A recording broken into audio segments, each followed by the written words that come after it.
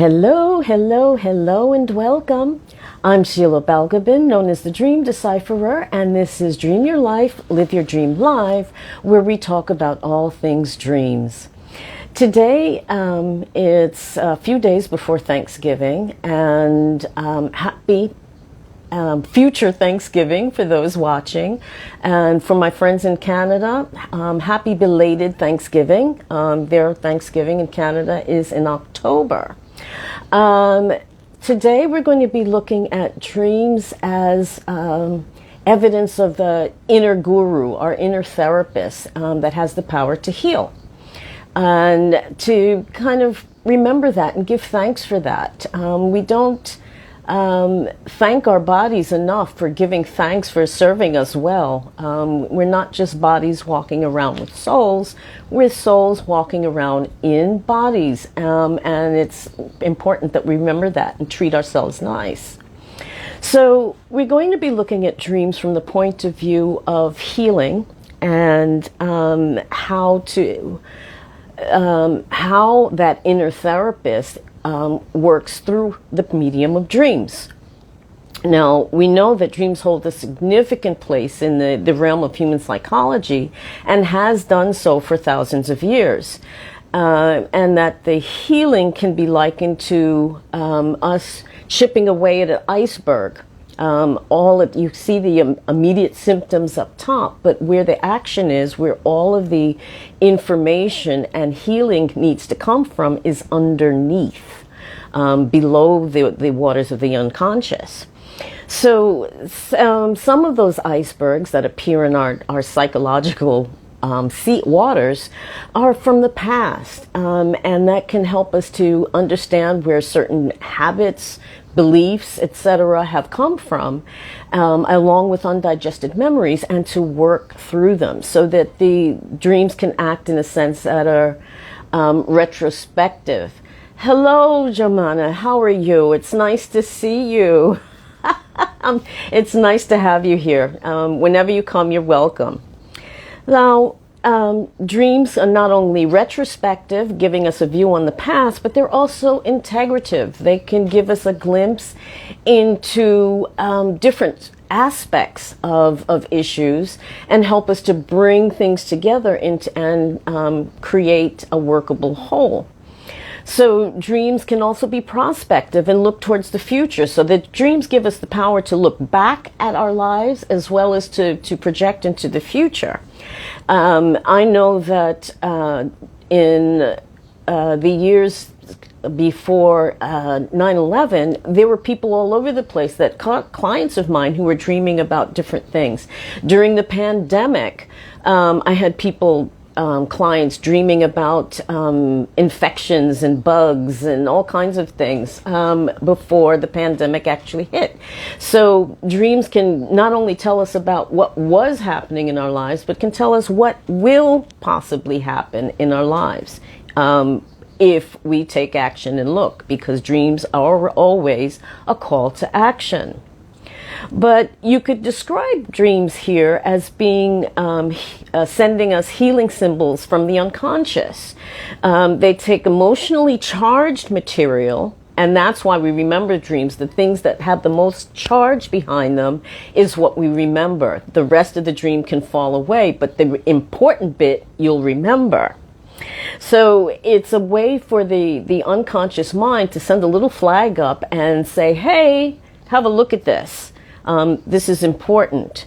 So, but it can do it in a way that's quick as well as safe, because the emotional impact or feelings are a step removed, if you will. We become observers of ourselves. Now, this isn't anything new. Dreams have been a part of human history since the beginning of time, I would imagine. But certainly the ancient Mesopotamians, Babylonians, Egyptians, etc., the Greeks and Romans and everyone else up until today have given great stock to dreams, either seeing them as messages from the gods, or being able to facilitate communication between humans and gods. So there's different perspectives as to how over the centuries, the millennia, people have come to look at dreams. It was only until the Age of Enlightenment in the 1800s that it became a more scientific study, with Freud, Jung, and others coming along behind them to look at the mind in a way that was more scientific, that wasn't just a bundle of crazy stuff that people come up with, or shameful stuff, or whatever the case may be. So there has been a long history of seeing dreams, to use dreams rather, as a means for healing. And dream interpretation, as it's developed in modern times, is that means of using dreams to be able to heal. And to give you an idea of how important that can be, and research is more and more bearing this out, there was a study done in, I believe, the University of Chicago, and it was for 3 groups of women. One group was a control group of women who were happily married and were not thinking of separating or divorcing. The other 2 groups were women who either dreamed or did not, or couldn't remember their dreams. But the women in the other 2 groups had gone through bad divorces. During the sleep study, when the women who dreamed were woken up, they were asked what they were dreaming about, and they were usually dreaming about their ex or some aspect of the relationship. What they found at the end of the study was that the women who dreamed actually recovered more fully and more quickly than the women who couldn't remember their dreams or said they didn't dream. So there's obviously dreams are a means of discharging discordant emotions and thoughts and feelings. I know that from doing bereavement and drug and alcohol counseling in the past, that this is the case. It's the mind trying to heal itself. So even nightmares, I mean, as frightening and scary as they can be, have a purpose. I often find that when I work with clients around nightmares, once we've gone through the dream and picked it apart and really looked at it, their reaction usually is something like, "Is that it?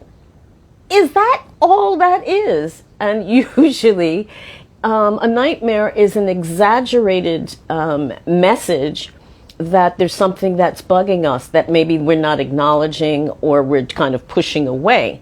So our dreams are a conduit to be able to find out what's really going on with us beyond surface level. Yes, you're irritated about your kids, yes, your boss, or whatever the case may be, but what's really bothering you? What's really going on? And that's what dreams are there to do, to point the way, to not only to help us frame the issue, but also point to how to fix it. Now, I hope that has given you some food for thought with regard to how you can use your dreams for healing. And if there's a dream that you've been having that you really can't figure out or is bothering you, get in contact and let's look at it together and see what it has to tell you. Thanks so much for watching and listening. Have a great rest of the day and a wonderful Thanksgiving next week. And I'll see you again soon. Take care. Bye-bye.